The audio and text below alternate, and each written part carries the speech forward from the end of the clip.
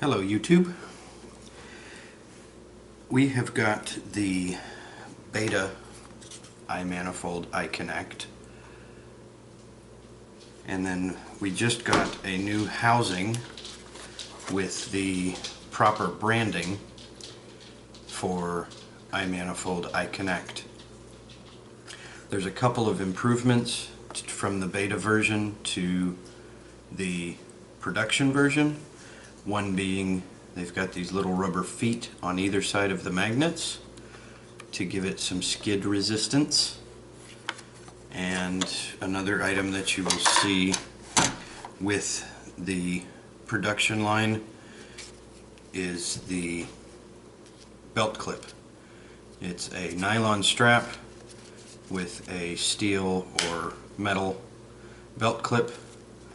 It doesn't have any clips on the back of it to really lock it onto your belt, so you ought to be able to just slide it on and off your belt and hold the device on your waist instead of having to stick it in your pocket the way I have been doing up to this point.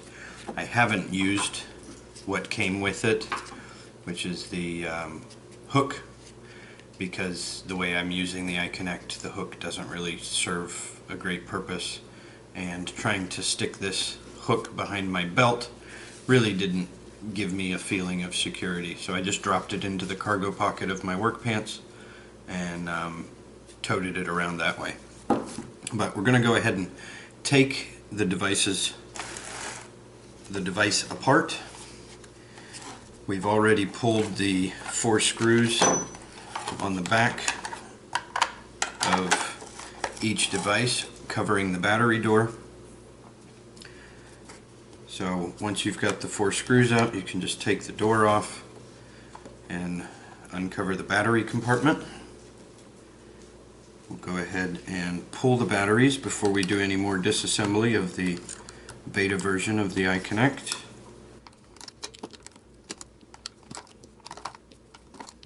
Pull the plug for the ports out as well.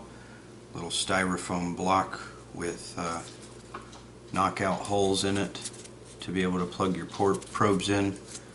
We're going to go for a test run of the disassembly by doing the one that doesn't have any internals in it.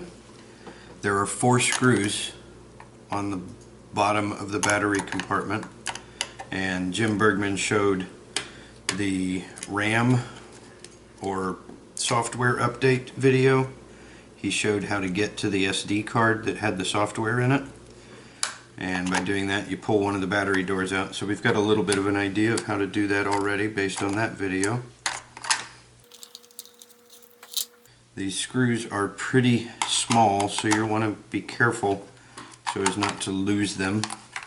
I'm just going to turn it over rather than try and peel them out, because I've got fat finger syndrome. And then we've got these battery trays with their little plug at the end. They just feed through the hole in the bottom right here. You can see that hole, and that hole there is where the wires go through for the door. Just looking at the way it's constructed, I'm going to say that we need to pull these Allen or Torx bolts out to get the rest of the housing separated.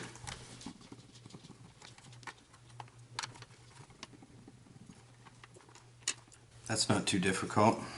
The side housing comes off very easily.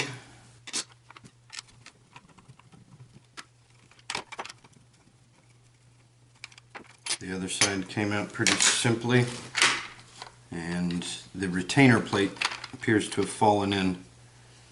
So there is the back of the device, and then as the retainers for those side bolts, there are these bars with threaded openings on either end.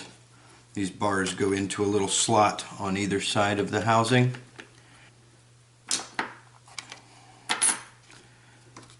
And then the bottom of the device and the front of the device just sort of stick together. There is a small piece of adhesive tape along this edge here that this sort of sticks to when it's in position. Pretty simple as far as the construction goes. Set all that to the side and continue our disassembly of the beta version.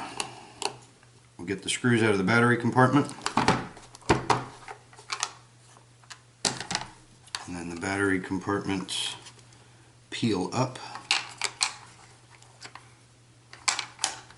I think I'm going to actually just take the sides off, since I can't see where the batteries plug into the board.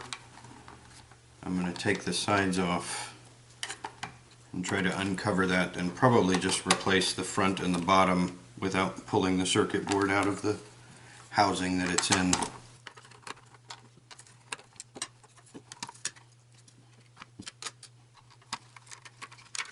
And then we've got the interior of it where the batteries plug in. Like so many connectors on the different furnace circuit boards that we deal with now, got a little retention clamp that keeps that plug in the fitting. Press that down gently and pull on the wiring to remove it. And then it looks like the circuit board has 4 screws that secure it to the face of the iConnect. So we'll pull those.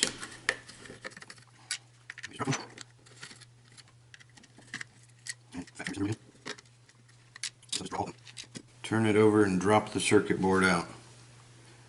So this is pretty cool to see what is inside the iConnect. We've got the LED lights to indicate power, battery level, status, Bluetooth, Zigbee. And then up here on the top we've got the Bluetooth button as well as the power button. On the back we've got the micro USB and the 4 plugs for the temperature probes. Then we've got our SD card slot right here. But we'll go ahead and get our new iConnect face and screw the circuit board into it. Set that in.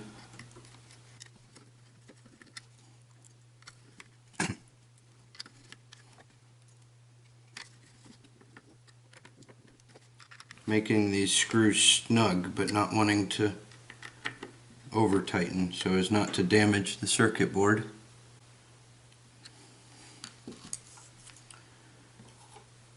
We'll get our magnetic bottom door in position and let that strip of adhesive hold it in place.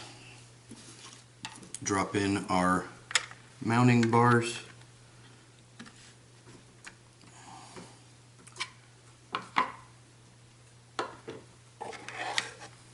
Figure I'll go ahead and use the old back door as I don't see anything wrong with it. I'm going to go ahead and put the screws back into the battery bay, as I obviously didn't have to take them out to do my disassembly.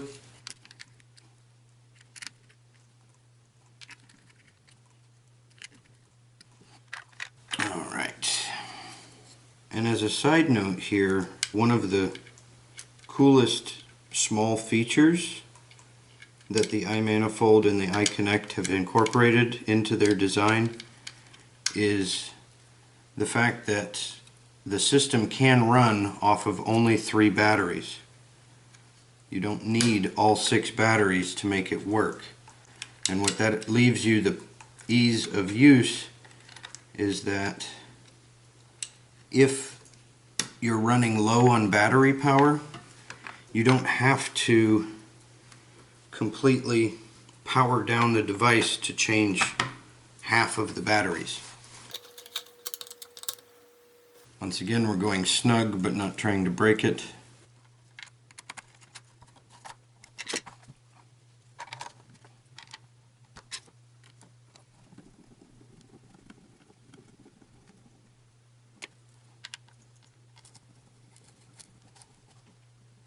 And there we are, reassembled. The belt clip takes the same bar setup that the hook does, and then your battery door locks in that bar. Get our batteries back in.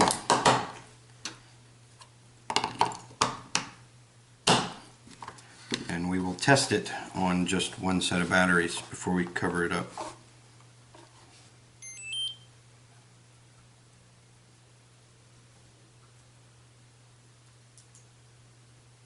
And we're powered. We'll get the other batteries put in, get the battery door on,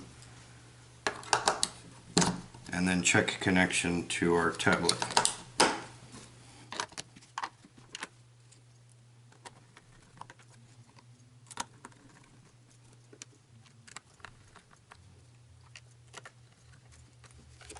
There you have it.